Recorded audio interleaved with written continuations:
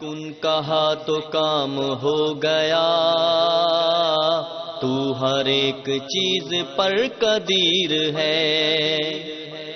اے سمیع سن ہماری التجا، تو ہی گنج بخش و دستگیر ہے۔ سن ہمارے مولا، سن ہمارے داتا، ہم فقیر تیرے، تو ہے شہنشاہ۔ ہم تیرے بھکاری، سن صدا ہماری، تو ہے رب سبھی کا، ہم تیرے گواہ۔ شہنشاہ تو ہر جگہ کا خشک ہو۔ السلام علیکم ورحمۃ اللہ وبرکاتہ۔ ان الحمد للہ نحمده ونستعینه ونستغفره ونعوذ بالله من شرور انفسنا ومن سیئات اعمالنا، من يهده الله فلا مضل له ومن يضلل فلا هادي له، اشهد ان لا اله الا الله وحده لا شريك له واشهد ان محمدا عبده ورسوله، اما بعد، اعوذ بالله من الشيطان الرجيم، وَإِن يَمْسَسْكَ اللَّهُ بِضُرٍّ فَلَا كَاشِفَ لَهُ إِلَّا هُوَ وَإِن يَمْسَسْكَ بِخَيْرٍ فَهُوَ عَلَى كُلِّ شَيْءٍ قَدِيرٌ۔ ساری کائنات اللہ کے در کی سوالی ہے، اللہ کے در کی منگتی ہے۔ سب فقیر ہیں، سب بھوکے ہیں، سوائے جسے اللہ کھلا دے۔ سب برہنہ ہیں، سوائے ان کے جنہیں اللہ لباس پہنا دے۔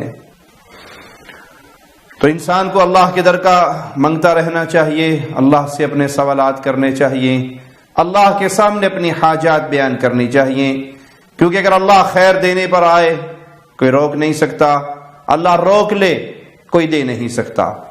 مالک فرماتا ہے وَإِن يَمْسَسْكَ اللَّهُ بِضُرٍّ فَلَا كَاشِفَ لَهُ إِلَّا هُوَ۔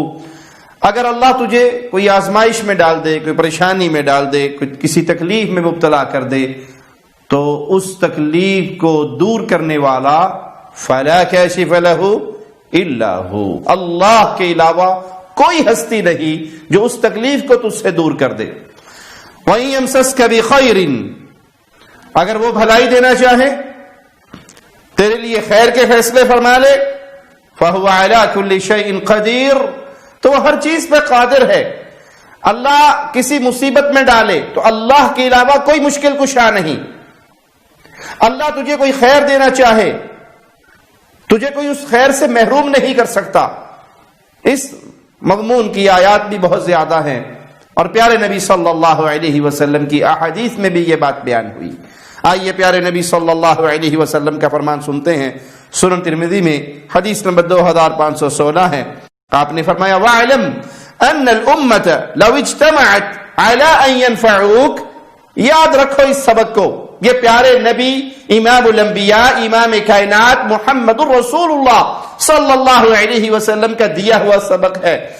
اگر پوری انسانیت، پوری امت اکٹھی ہو جائے کہ وہ تجھے کوئی فائدہ پہنچانا چاہے، کچھ عطا کرنا چاہے، لَمْ يَنْفَعُوكَ إِلَّا بِشَيْءٍ قد كتبه اللہ لک،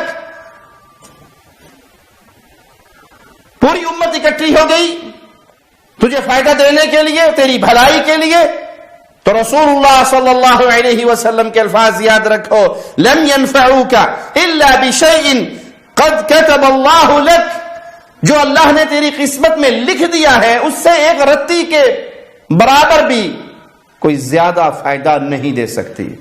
پوری دنیا مل جائے تیری بھلائی کے لیے، تجھے وہی بھلائی ملے گی جو اللہ نے تیرے لیے لکھ دی۔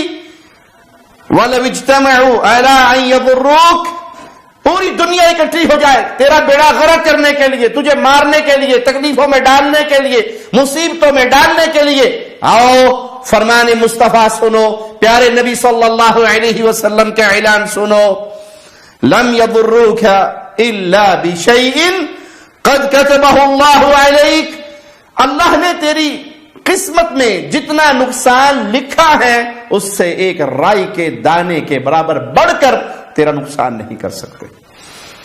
تقدیریں لکھی گئی، کلمے خشک ہو گئی، اللہ نے فائدہ لکھا ہے تو فائدہ ملے گا، اللہ نے نقصان لکھا ہے تو نقصان ملے گا. یہ توحید ہے، یہ انسان کی حیثیت ہے، یہ پوری انسانیت کی حیثیت ہے خالق و مالک کے سامنے کہ اس کے نصیب میں جو اللہ نے خیر و شر کے فیصلے فرما دیے اس کو وہی مل سکتا ہے. پوری کائنات مل کے نہ خیر کے فیصلے کو بدل سکتی ہے اور نہ ہی شر کے معاملے کو روک سکتی ہے. لیکن برا ہو ان لوگوں کا جن کا رشتہ اللہ سے ٹوٹا ہوا ہے، جنہوں نے رب کو چھوڑ دیا ہے، جنہوں نے رب کو بھلا دیا ہے.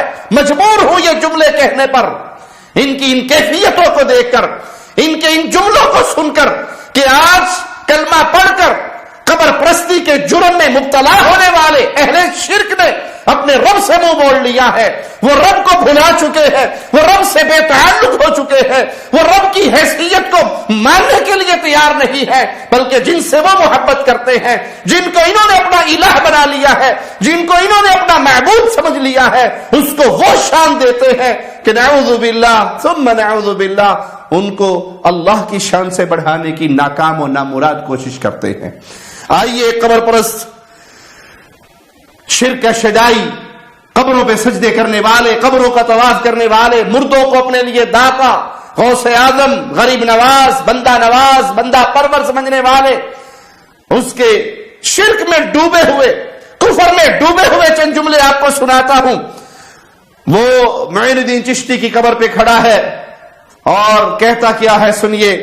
ارادے روز بنتے ہیں مگر وہ ٹوٹ جاتے ہیں، وہی اجمیر آتے ہیں جنہیں خواجہ بلاتے ہیں. اب یقیناً میری تقدیر سنور جائے گی، ان کو منظور نہ ہوتا تو نہ آنے دیتے. حضور سرکار غریب نواز کی مرضی کے بغیر یہاں پہ پرندہ بھی پر نہیں مار سکتا، اور حضور سرکار غریب نواز یہاں پہ بلاتے ہی جب ہے جب کوئی دینا ہوتا ہے. خواجہ صاحب کے قدموں میں ایک اشعار لکھا ہوا ہے، ہر کے آمد پر درد خالی نہ رفت، گرچ خالی بودا از روزے آنے. ہر کے آمد یہاں پر ہر آنے والا ہے، جس کی آمد ہے جو آ گیا ہے جو آنے والا ہے، بردرد اس در سے خالی نہ رہا، کبھی خالی ہاتھ نہیں جاتا. گرچ خالی بودا از روزے، اگرچہ وہ اللہ کی طرف سے خالی ہے، اس کے نصیب میں اللہ نے کچھ نہیں لکھا تو وہ ان کی دامن اما میں آ کے مانگے، اللہ تعالیٰ وہ خالی دامن بھی بھر. انا للہ و انا الیہ راجعون. کہتا ہے کہ حضور غریب نواز کی مرضی کے بغیر یہاں پر پرندہ بھی پر نہیں مار سکتا، اور حضور خواجہ یہاں پر بلاتے ہی تب ہیں جب کچھ عطا کرنا ہوتا ہے. خواجہ صاحب کے قدموں میں ایک شعر لکھا ہوا ہے، یہاں پر ہر آنے والا جس کی آمد ہے جو آ گیا ہے جو آنے والا ہے، اس در سے کبھی خالی نہ جائے گا، اگرچہ وہ اللہ کی طرف سے خالی ہو. اس کے نصیب میں اس جملے کو غور سے سنیے، اس قبر پرست کے اس جملے کو، اس ظالم کے اس جملے کی خباثت کو محسوس کیجئے، اس کے زہر کو محسوس کیجئے. یہ کس طرح اپنے اس مردے بابے کو وہ مقام دے رہا ہے کہ اللہ سے بڑھانے کی ناکام کوشش کر رہا ہے کہ اگر اللہ نے اجمیر والے بابا کی قبر پہ آنے والے شخص کے نصیب میں کچھ نہیں لکھا اور اس نے آ کر اجمیر والے بابا کو پکار لیا، اس سے مانگ لیا، اس کے در کا سوالی بن گیا. اللہ نے اگر اس کے نصیب میں کچھ نہیں لکھا لیکن وہ اس در پہ آ کے سوالی بنا تو اللہ پھر اس کا دامن بھر دے گا. انا للہ و انا الیہ راجعون. اس بے وقوف کو، اس بد نصیب کو، اس قبر پرست کو کیا معلوم، جس کو یہ غریب نواز کہہ رہا ہے، جس کو یہ بندہ نواز کہہ رہا ہے، جس کے بارے میں یہ عقیدہ رکھ رہا ہے کہ اس کے در پہ آنے والا اگرچہ اللہ کے ہاں اس کے نصیب میں کچھ نہیں، بابا اس کا نصیب بھر دے گا، اس در پہ آنے کی وجہ سے اس کی جھولی بھر دی جائے گی. یہ منگتا ہے، یہ جو قبر میں دفن ہو گیا یہ منگتا، یہ اللہ کے در کا سوالی، یہ اللہ کے در کا بھوکا، یہ اللہ کی ادنا سی مخلوق، یہ انسان جب یہ مرا تھا، یہ چشتی جب مرا تھا، اس کے کپڑے پھاڑ کے اتارے گئے تھے، خود نہیں اتار سکا تھا، اس کا پیٹ دبا کے طہارت کروائی گئی تھی، یہ خود استنجا کر کے نہیں آیا تھا، اس کو غسل دیا گیا تھا، اس نے خود غسل نہیں لیا تھا، اس کو کفن کی چادروں میں لپیٹا گیا تھا، یہ خود اٹھ کر لباس پہن کر نہیں آیا تھا، اٹھا کر اس کی قبر تک لایا گیا تھا. یہ خود چل کر نہیں آیا تھا, اس کی قبر میں اس کو لٹکایا گیا تھا, چادریں باندھ باندھ کر اتارا گیا تھا. یہ خود نہیں اترا تھا. اس کی قبر پہ مٹی ڈالی گئی تھی, اس نے خود مٹی اندر نہیں بھری تھی. یہ محتاج تھا, یہ منگتا تھا, یہ کلاش تھا, یہ فقیر تھا, جس کے بارے میں تم نے عقیدہ بنا لیا کہ اللہ نے اگر نصیب میں نہیں لکھا, اس کے در پہ آنے سے وہ تقدیر بدل جائے گی اور بابا جھوڑیے بھر دے گا, اور بابا بلاتا ہی اس کو ہے جس کو عطا کرنا ہوتا ہے. بابے کی مرضی کے بغیر یہاں کوئی پر نہیں مار سکتا. انا للہ و انا الیہ راجعون. آؤ قرآن حکیم کے الفاظ پہ غور کرو. والذین یدعون من دون اللہ لا یخلقون شیئا وهم یخلقون. جن کو تم اللہ کے علاوہ پکارتے ہو, انہوں نے کسی چیز کو پیدا نہیں کیا. کائنات میں ایک مچھر کے پر کو بھی اس چشتی بابے نے نہیں بنایا, اس پیر نے نہیں بنایا. ایک مکھی کو پیدا نہیں کیا. یہ کسی چیز کے خالق نہیں. وہم یخلقون, یہ مخلوق ہے اللہ کی. ان کو آنکھیں اللہ نے دی, زبان اللہ نے دی, جسم اللہ نے دیا, عزت اللہ نے دی, رزق اللہ نے دیا. پیٹ پالنے کے لیے جو کچھ زمین سے انگوریاں نکلی, اس کا پیٹ بھرتا رہا. یہ اس انگوری کو نکالنے پر بھی قادر نہیں تھا, اس کا خالق بھی اللہ تھا. تم نے زندہ اللہ کو چھوڑ کر کتنے الہ بنا لیے, اور وہ بھی مردے جو قبروں میں دفن ہو گئے, منو مٹی کے نیچے دبا دیے گئے. ان کی کیفیت قرآن سے سنو. اگر ایمان پلے ہے, قرآن پر یقین ہے, تو آؤ کلام الہی سے سن لو. یہ کون ہے؟ اموات غیر احیاء, یہ مردہ ہے. تم سمجھتے ہو یہاں کوئی پر نہیں مار سکتا؟ یہ اپنے ہاتھ استعمال کر کے طہارت نہیں کر سکا تھا. پر مارنا تو دور کی بات ہے. اس کی شرمگاہ کو ایک لوگوں نے دھویا تھا, اس مردے کی شرمگاہ کو. یہ اپنی شرمگاہ کو نہیں دھو سکا تھا. اموات, مردے, غیر احیاء, زندہ نہیں. بار بار تاکید ہے قرآن کی طرف سے. یہ مردے ہیں, یہ زندہ نہیں ہے. وما یشعرون ایان یبعثون. یہ کس طرح کے مردے ہیں, انہیں تو یہ بھی شعور نہیں ہے اٹھایا کب جائے گا. قرآن و حدیث کے دلائل کی روشنی میں ہر مسلمان کا عقیدہ ہے کہ مرنے کے بعد پھر اٹھایا جانا ہے, قیامت کا دن برپا ہونا ہے, حشر کا میدان سجنا ہے, انسانوں کو دوبارہ اٹھایا جانا ہے. اور قرآن حکیم درس دے رہا ہے جو قبروں میں دفن ہو گئے, ان کو کوئی شعور نہیں ہے, انہیں کوئی خبر نہیں ہے, انہیں کچھ پتہ نہیں ہے کہ ان کو کب اٹھایا جائے گا. یہ ڈیڈ باڈی ہے, یہ مردے ہے, دنیاوی زندگی ان کی ختم ہو گئی, انہیں کوئی شعور نہیں. یہ قبروں پہ طواف کرنے والے, یہ قبروں پہ سجدے کرنے والے. کتنا گھٹیا جملہ تم نے کہا کہ یہاں پیر کی قبر پہ اپنی مرضی سے کوئی پر نہیں مارتا. کل تک تم یہ کہا کرتے تھے کہ مزاروں پہ جو زنا ہوتا ہے, جو لواطت کا بازار گرم ہے, جو منشیات کا بازار گرم ہے, عورتیں اغوا ہوتی ہے, بچے اغوا ہوتے ہیں, ملنگ یہاں بیٹھ کے بدکاری کا بازار گرم کرتے ہیں.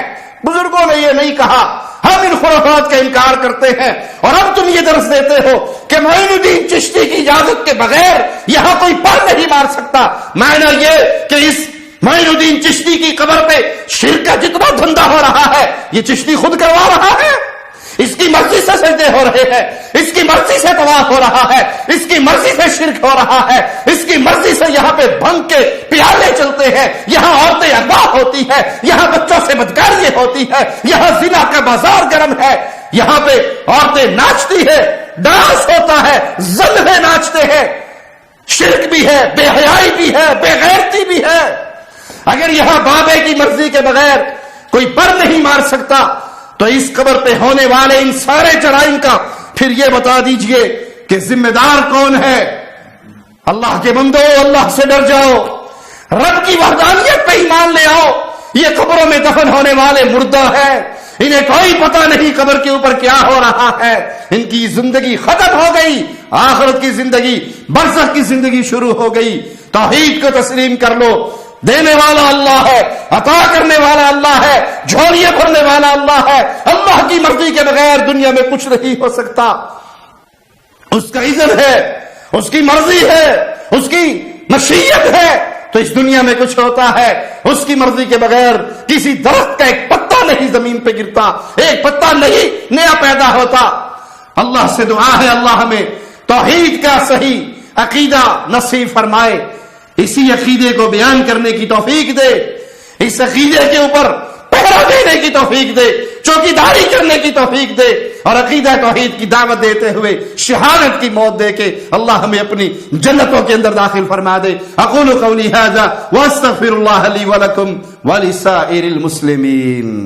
سن ہمارے مولا، سن ہمارے داتا، ہم فقیر تیرے، تو ہے شہنشاہ، نہ کسی کے ہاتھ میں جزا سزا، تیرے ہاتھ قدرتوں کی ڈور ہے، دخل دے سکے تیرے نظام میں، کب کسی کے پاس اتنا زور